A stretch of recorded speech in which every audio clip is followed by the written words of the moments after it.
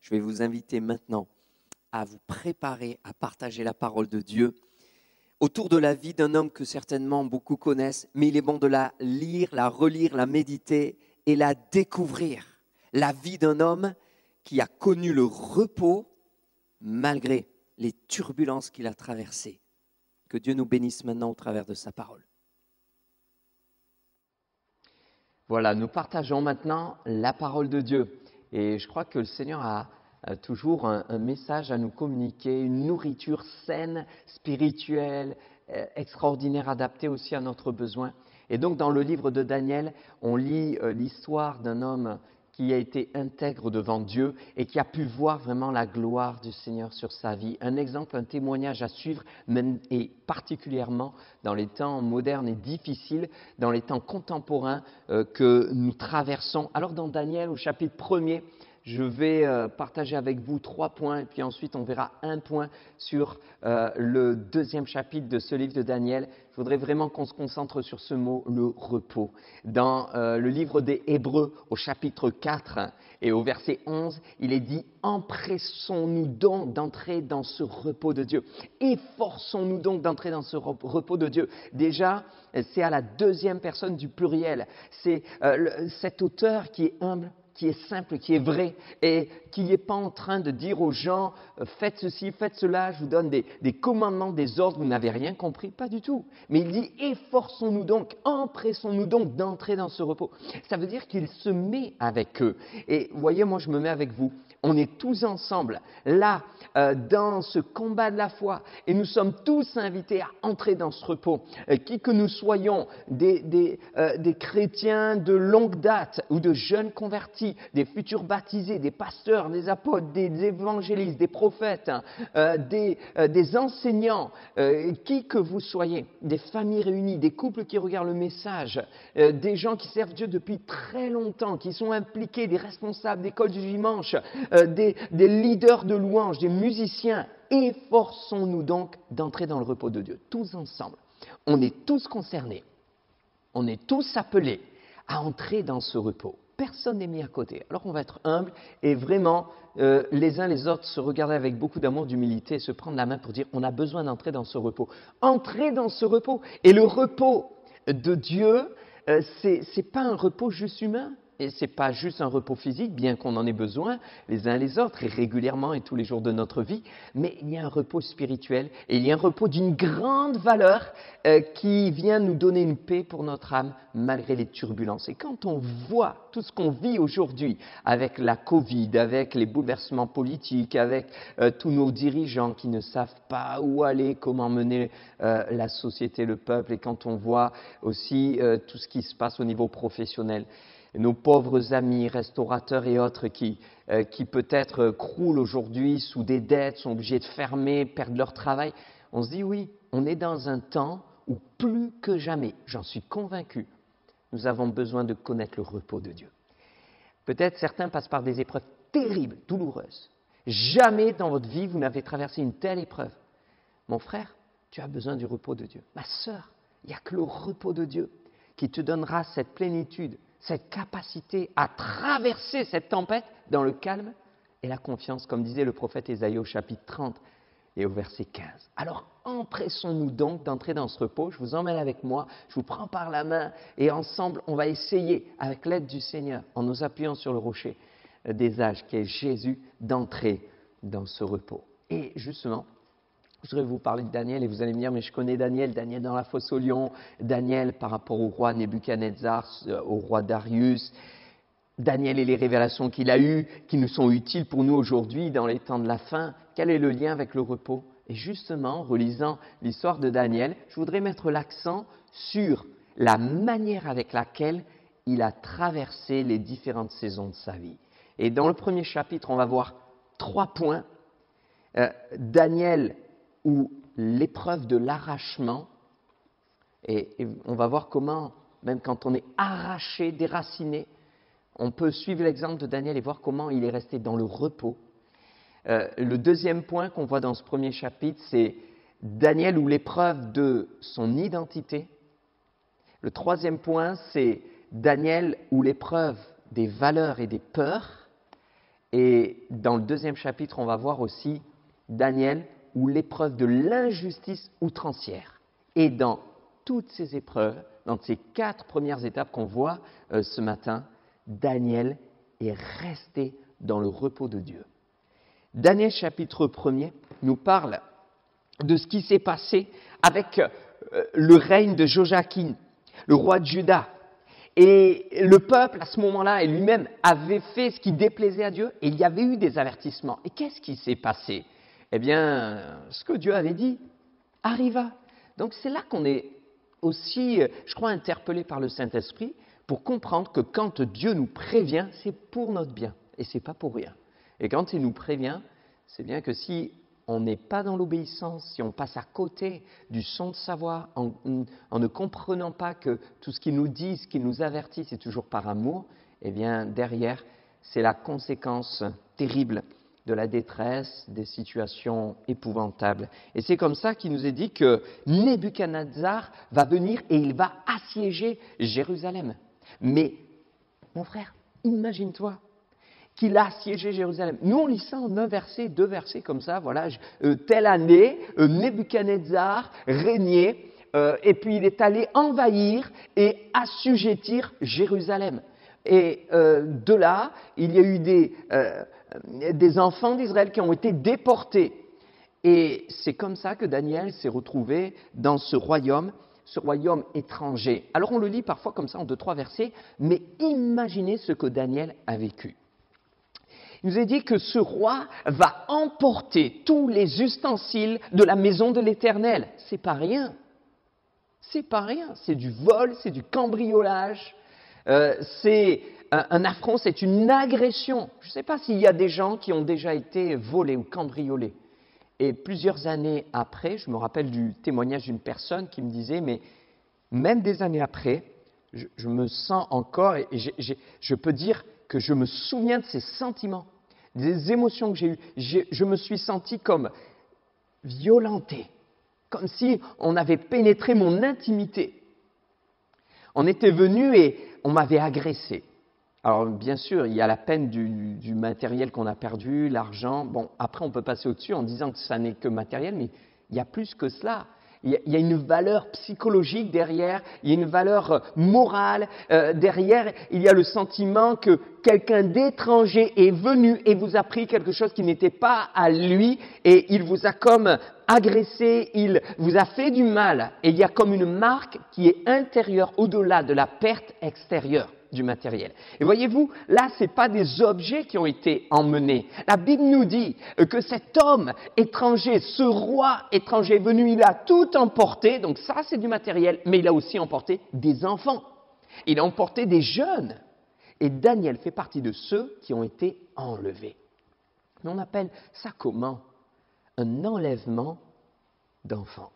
Parce que nous pensons que Daniel était encore mineur, même s'il était peut-être dans l'âge de l'adolescence, 16, 17 ans, 14, 15, 16, 17 ans, on n'a pas l'âge précis, mais dans ces environs-là, et on peut dire qu'il a été comme pris, enlevé, il n'a pas demandé, il n'a pas voulu, on l'a arraché, on l'a pris de force.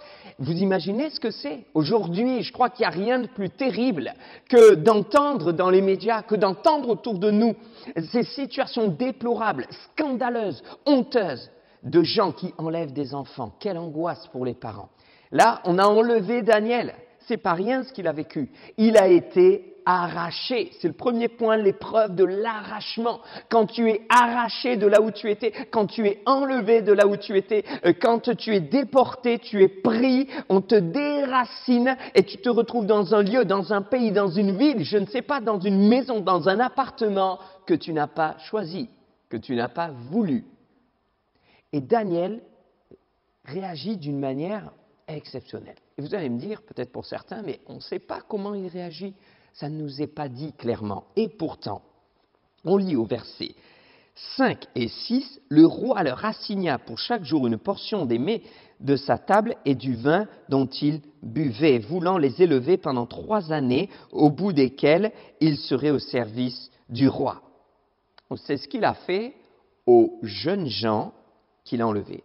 Et il y avait parmi eux, verset 6, d'entre les enfants de Juda, Eh bien, Daniel, Anania, Michaël et Azaria. Le chef des eunuques leur donna d'autres noms, donc à Daniel celui de Belchazzar, à Anania celui de Shadrach, à Michaël celui de Méshach et à Azaria celui d'Abednego. Quoi d'extraordinaire dans ce verset? Eh bien, il y a quelque chose d'extraordinaire. C'est que là, le Seigneur veut nous dire qu'il y a beaucoup d'enfants d'Israël qui ont été enlevés. Il y a pas mal de jeunes gens, même s'il y a une sélection et un choix, mais parmi ces jeunes gens, il y en a 4 qui étaient différents. Ou plutôt, je dirais, il y en a 4 qui ont réagi différemment. Ça veut dire qu'il y a comme une emphase que Dieu veut mettre sur l'attitude, le comportement et le témoignage que peuvent nous donner Daniel et ses compagnons. Beaucoup ont été enlevés, arrachés, emportés, déracinés de là où ils étaient. Mais parmi eux, il y avait Daniel, Anania, Michaël et Azaria. Comme si Dieu nous disait, voyez, beaucoup ont été enlevés. Ça a été dur, hein. Il y a eu des cris, des pleurs, des larmes, des pourquoi. Il y a peut-être eu certains qui se sont rebellés, d'autres qui ont refusé, certains qui ont pleuré, d'autres qui ont supplié de ne pas les prendre, et ils sont partis. Et parmi eux tous, il y en a 4 qui se sont distingués. Pourquoi? Parce qu'ils ont vécu tout cela, malgré cette tempête, dans le repos. Mon frère, dans le repos. Ma sœur, dans le repos. La clé de Daniel, c'est pas de ne pas avoir été arraché. Il a été arraché. Ce n'est pas de ne pas avoir été éprouvé, il a été éprouvé. Ce n'est pas de ne pas avoir été éprouvé comme certains l'ont été au plus haut point. Il l'a été. Arraché à sa famille, arraché à ses biens, arraché à ses amis, arraché aux siens. Mais pourtant, il est demeuré dans le repos. Parmi tous, il y en a 4 qui étaient dans le repos. Je crois qu'aujourd'hui, ça nous enseigne aussi ce qu'on peut vivre dans la foi. Et on peut être chrétien, confesser sa foi, et c'est important, et dire « je crois en Dieu, je lui appartiens ». Mais il y a bien plus que le Seigneur veut faire. Jésus veut que réellement nous vivions dans ce repos.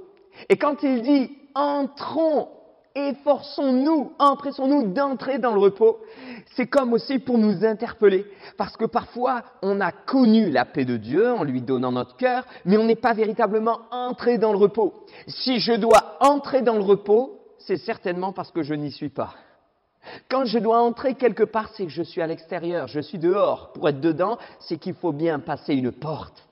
Et parfois, on a accepté Jésus, on a dit merci pour le repos par rapport au salut, tu m'as sauvé. Mais dans notre vie, c'est pas le repos. Dans notre vie, c'est la machine à laver de la tempête, à l'intérieur des pensées, à l'intérieur du cœur, à l'intérieur des émotions de l'âme. Et tu te dis même, je sais même pas où il y a du calme. Je sais même pas si je pourrais un jour être dans le repos. Et le Seigneur dit, mais tu connais celui qui peut te donner du repos.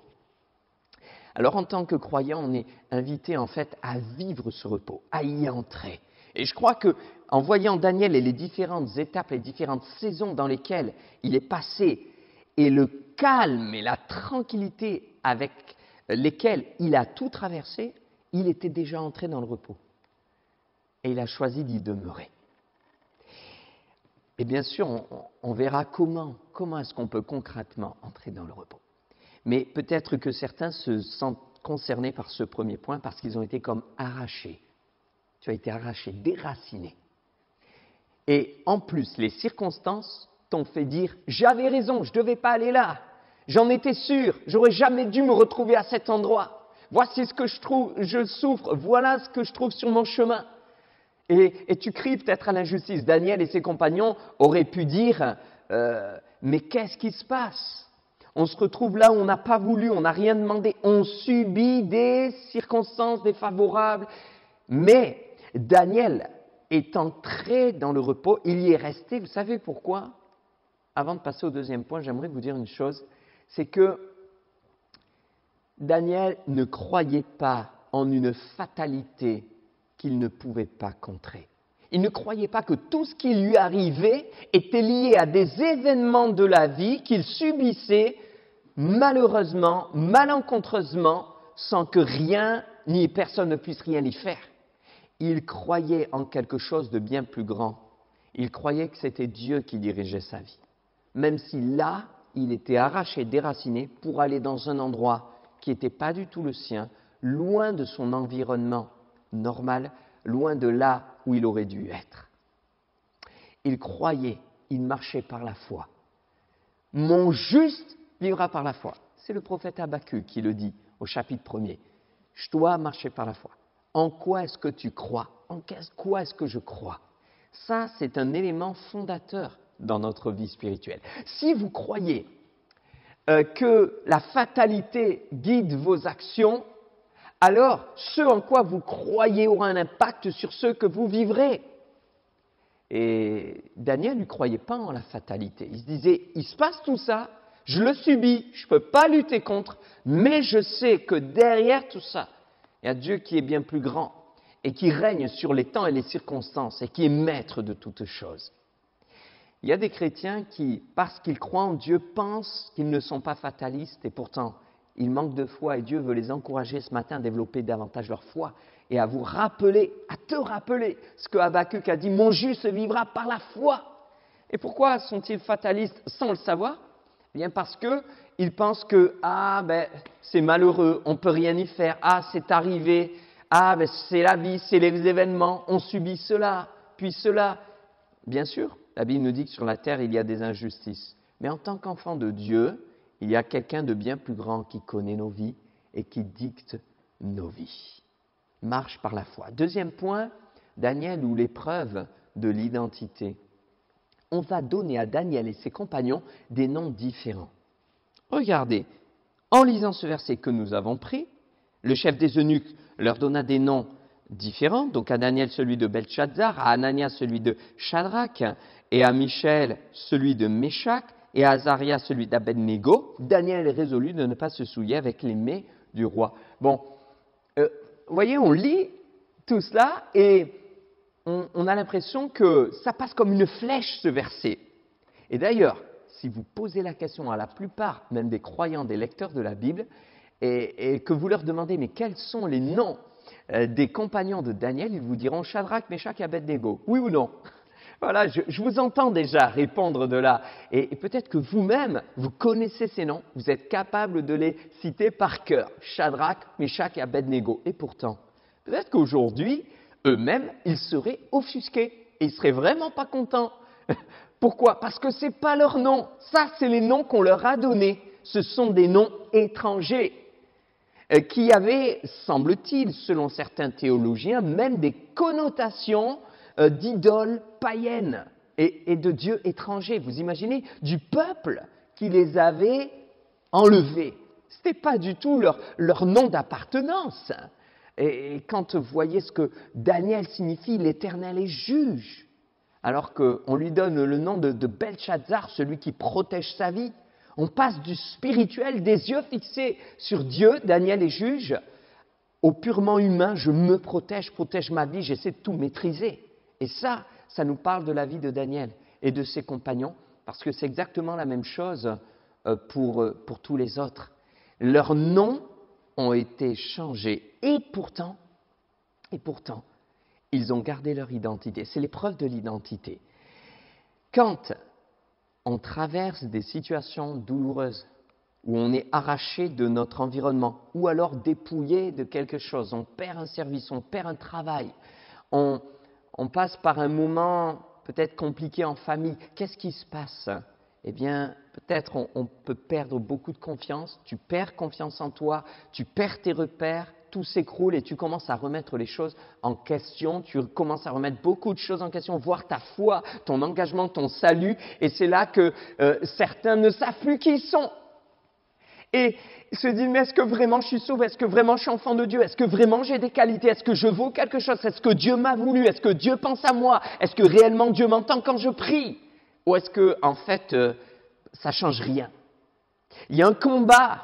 L'ennemi de ton âme veut essayer de te faire croire que Dieu est indifférent à tout ce que tu vis. Il y a un combat parce que le but de l'ennemi, c'est de changer ton identité. C'est tellement intéressant de voir comment Daniel et ses compagnons ont réagi. Et pourquoi? Parce qu'on lit ce verset et on passe ensuite à Daniel qui, lui, ne veut pas se souiller avec les mets qu'on lui amène, l'alimentation, ni lui ni ses amis. En fait, on passe à autre chose. Et c'est pour ça que souvent, tout le monde retient les prénoms de Méshach, Shadrach, Abednego, et non pas de Azaria, Anania, Michaël. Pourquoi? Tout simplement parce que ça passe vite. Donc on ne se rend pas compte de ce qui s'est passé. Mais pourtant on a changé leur nom. Ça passe vite. Pourquoi ça passe vite? Parce qu'en fait, malgré qu'on a voulu changer leur nom, ils sont restés dans le repos. Ils ont vécu dans le repos. Ok, vous voulez changer notre nom? Vous ne pourrez pas changer notre identité. Nous savons en qui nous croyons. En fait, ils étaient en train de proclamer à la face entière une vérité spirituelle qu'il nous faut intégrer et vivre pour remporter ces victoires dans notre vie quotidienne. C'est que finalement, ton identité, mon identité, notre identité ne dépend pas de ce que les autres disent de nous, ne dépend pas de la définition que les autres ont de nous. On les a définis d'une manière, mais ils savaient qui ils étaient. Elle ne dépend pas du regard que les autres posent sur nous. Il faut que tu sois libre maintenant du regard des autres. Et ça n'est pas une définition de faire n'importe quoi et de dire, bon, ben, je suis libre du regard des autres, je fais ce que je veux, je fais n'importe quoi. Non, non, non, non.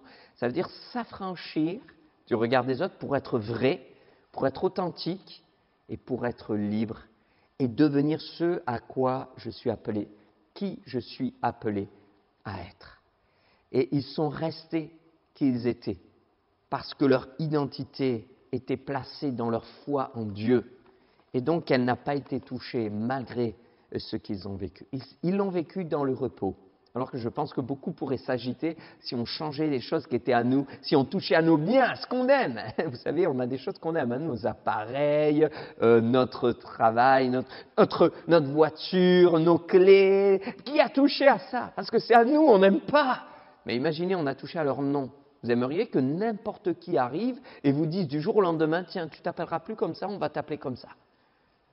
Et ils ont compris que c'était pas le nom, c'était pas simplement le surnom même peut-être qu'on leur donnerait, qui ferait d'eux ce qu'ils seraient, mais c'est ce que Dieu pense d'eux. Alors si tu es enfant de Dieu, si tu lui appartiens, si tu es accroché à lui, même si tu as des épreuves, si tu sais demander pardon quand tu pêches, je dis même pas si tu pêches pas, si tu es parfait, c'est pas vrai parce qu'on serait tous des menteurs. Mais si tu sais demander pardon au Seigneur quand tu pêches, si tu sais revenir à lui quand tu t'es trompé, alors le Seigneur pose un regard sur toi et dit « Mais toi, tu es mon enfant, voici ton identité, tu m'appartiens. » Et tu peux dire en retour « Je sais qui je suis, je sais en qui j'ai cru. » Troisième point, c'est qu'après leur avoir donné des noms différents, le chef des eunuques leur apporte à manger, c'est les mets du roi, mais dans cette alimentation, il y avait des choses que les Israélites refusaient. Ils ne voulaient pas manger n'importe quoi, ils ne voulaient pas manger comme les peuples qui ne connaissaient pas Dieu, ils ne voulaient pas manger de choses impures.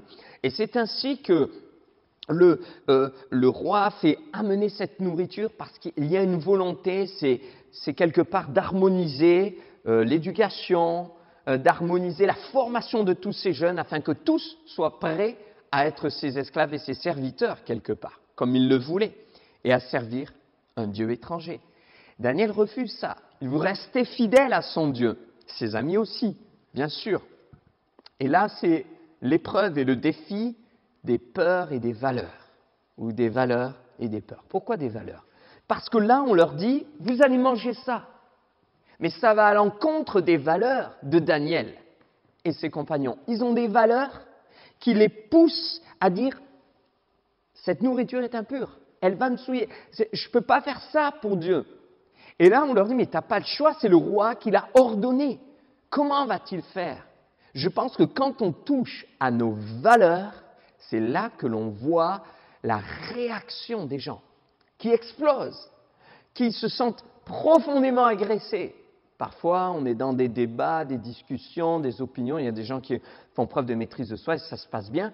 Mais le jour où on touche à tes valeurs, alors là, ça change beaucoup de choses.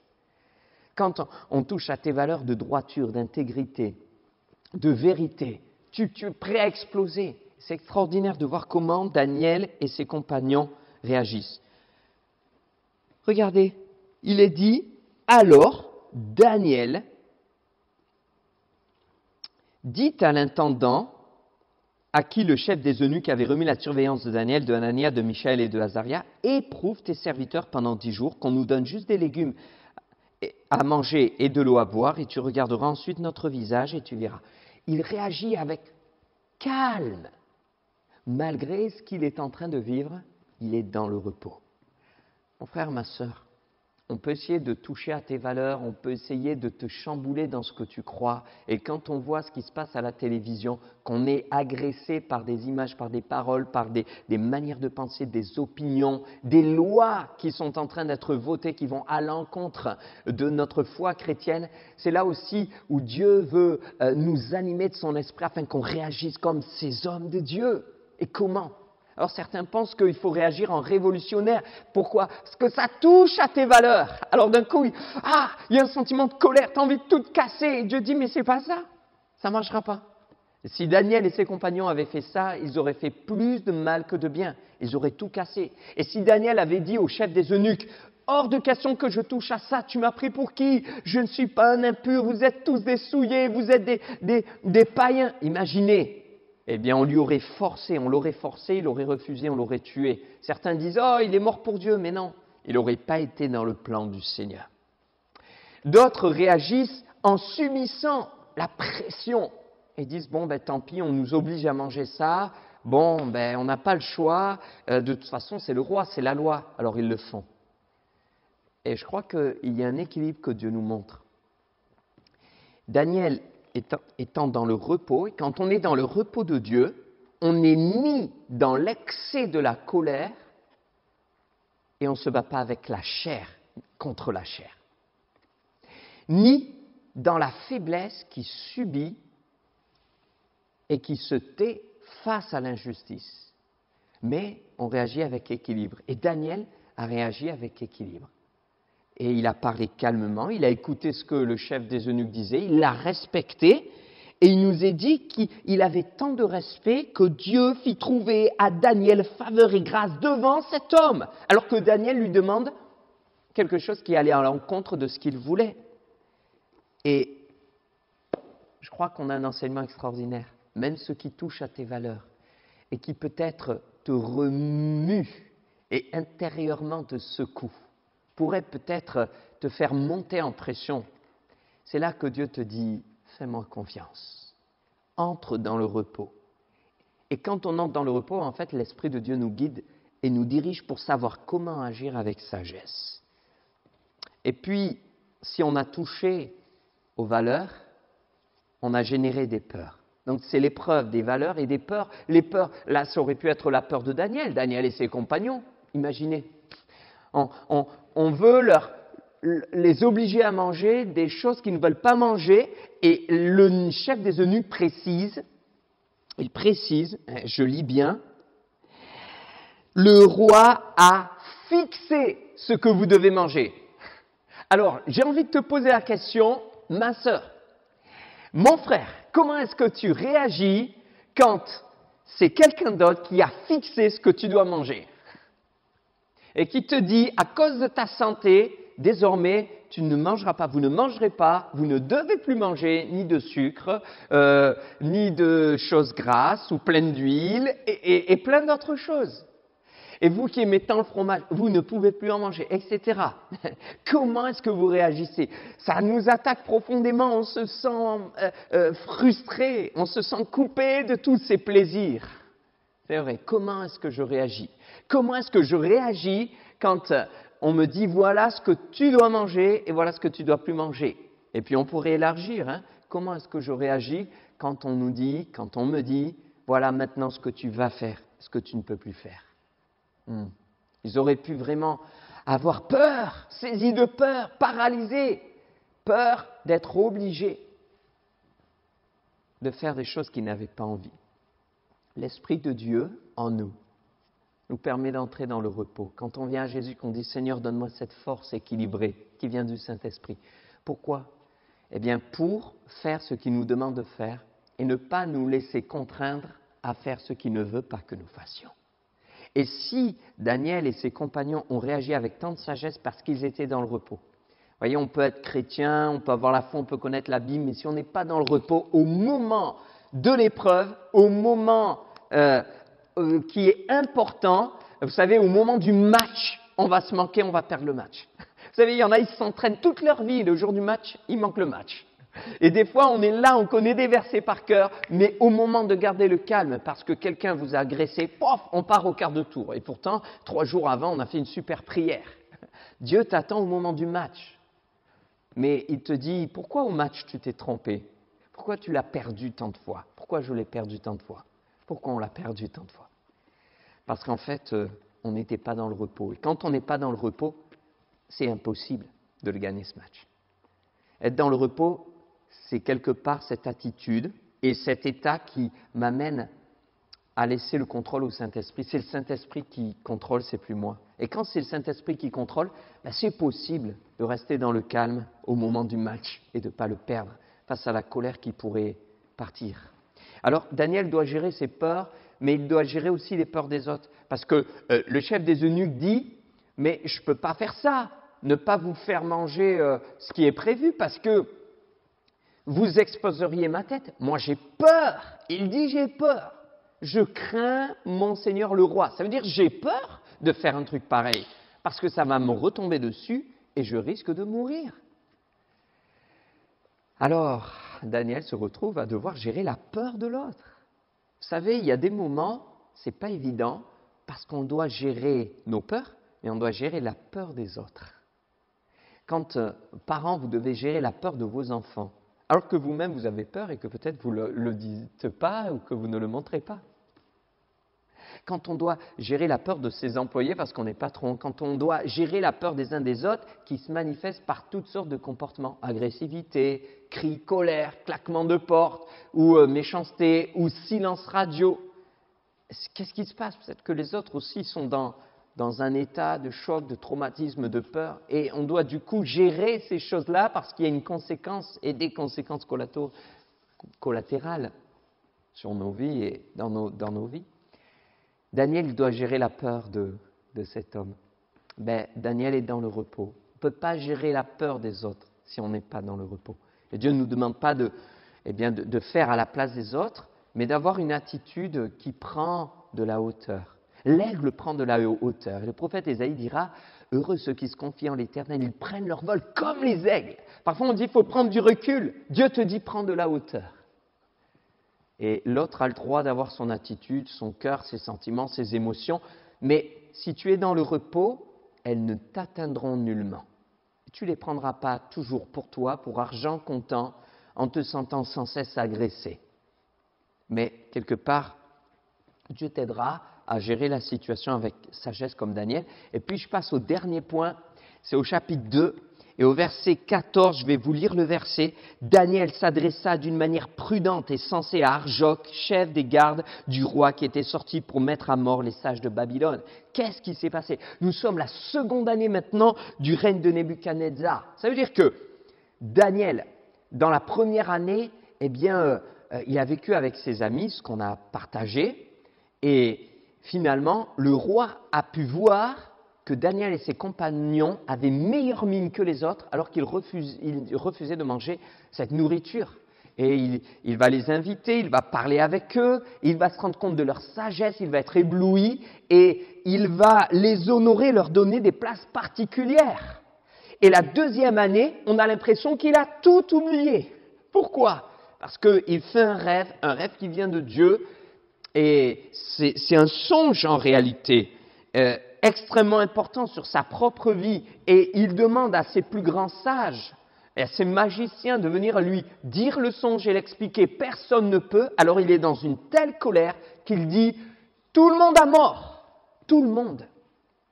Tout le monde, ça veut dire Daniel et ses compagnons aussi. Donc on a l'impression qu'il a oublié tout ce que Daniel et ses compagnons ont fait. Il a tout oublié. C'est l'épreuve de l'injustice outrancière. Daniel n'a rien fait, mais parce que les autres n'ont pas été à la hauteur, il risque sa vie. Daniel n'a rien fait, mais parce que les autres n'ont pas été à la hauteur, on va le tuer. Donc c'est la mort, c'est tout le monde, c'est sans explication. C'est l'injustice outrancière. Pas de pitié. Pas d'explication, rien. Regardez ce qu'il est dit.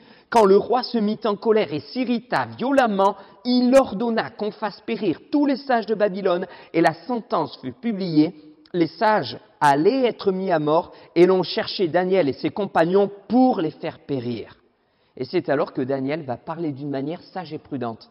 C'est extraordinaire. Il y a plusieurs versions. J'aime bien la version de Second 21 qui dit Daniel a parlé avec tact aussi. Waouh, c'est extraordinaire. En fait, il vit une injustice outrancière. Il n'y a pas de pitié. On tue tout le monde. On n'explique rien. Et pourtant, il est calme. Comment réagissez-vous dans l'injustice? Et s'il est calme, c'est parce qu'il était dans le repos. Alors il s'adresse d'une manière prudente, pleine de tact et sage, à qui? Juste, à Arjoc, le chef des gardes. Et qu'est-ce qu'il fait? Il ne dit pas « j'ai rien fait, moi je te promets ». Non, il demande juste pourquoi la sentence du roi est-elle si sévère.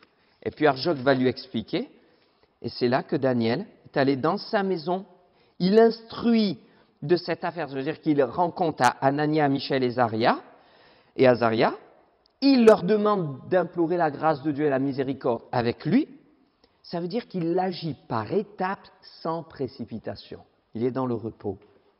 Alors il traverse l'épreuve de l'injustice outrancière qui aurait pu l'amener même à hurler, à crier à l'injustice, à s'auto-détruire, à détruire les autres autour de lui.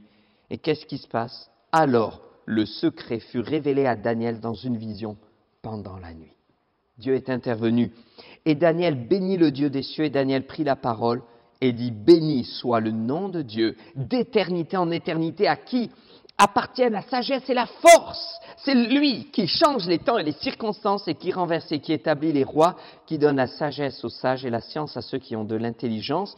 Il révèle ce qui est profond et caché, il connaît ce qui est dans les ténèbres, et la lumière demeure avec lui. Amen. Dieu de mes pères, je te glorifie. » Frères et sœurs, je crois qu'on ne peut pas oublier cette parole pleine d'amour et si belle de Jésus dans Matthieu 11, 28. « Venez à moi, vous tous qui êtes fatigués et chargés, et je vous donnerai du repos. » S'efforcer d'entrer dans le repos, efforçons-nous, ça veut dire qu'il y a des moments, ça va être compliqué. Pourquoi? Parce qu'en fait, la démarche spirituelle, elle est parfois plus compliquée qu'une démarche matérielle, purement automatique, charnelle, humaine.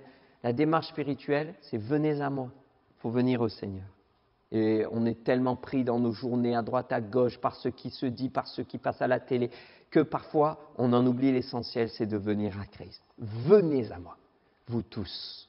C'est pour nous tous. Qui êtes fatigués et chargés, et je vous donnerai du repos. Donc, moi, je viens, et lui me donne, mais pour qu'il me donne réellement, il faut que je reçoive. Et ça dépend de l'état de cœur avec lequel je viens. Je vais vous lire ce texte extraordinaire qui nous parle de ce cantique qu'est le repos céleste. Et dans un instant, on va terminer le culte comme cela. Et les annonces vous seront données par email, mais je voudrais vraiment nous encourager à terminer, à finir ces moments d'une manière spirituelle, profonde, comme un cœur à cœur avec Dieu. Et juste de chanter, mais avec profondeur ce chant. Quel repos céleste.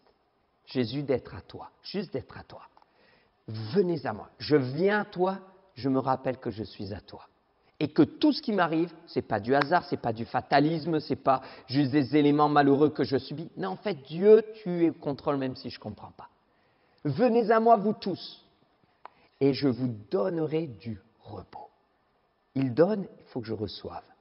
Quel cœur, quelle attitude. Pour recevoir, il faut avoir un cœur ouvert. Vous savez, on peut très bien venir à l'église, mais à reculons, comme on dit.